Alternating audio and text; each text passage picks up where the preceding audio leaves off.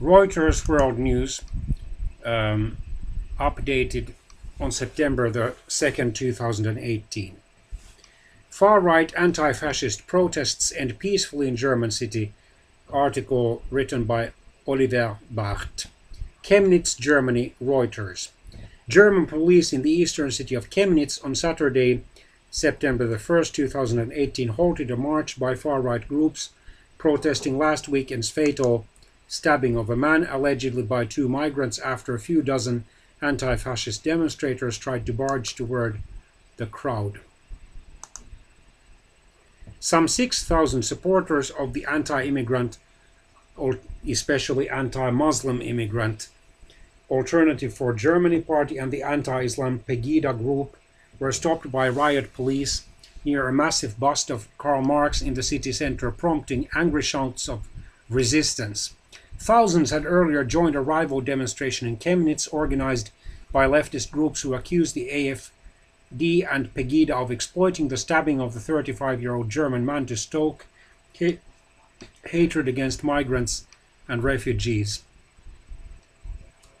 Skinheads clashed with police in Chemnitz soon after a Syrian and an Iraqi were identified as the main suspects in the killing, exposing bitter divisions over the German Federal Chancellor or Prime Minister Mrs. Angela Merkel's liberal immigration policy. Riot police were seen making arrests, but the tense standoff ended without violence, keeping the police's truck-mounted water cannon dry. Merkel's decision in 2015 to welcome 1 million people seeking asylum, mainly Muslims from Syria, Iraq and Afghanistan, has dramatically changed Germany's political and social landscape.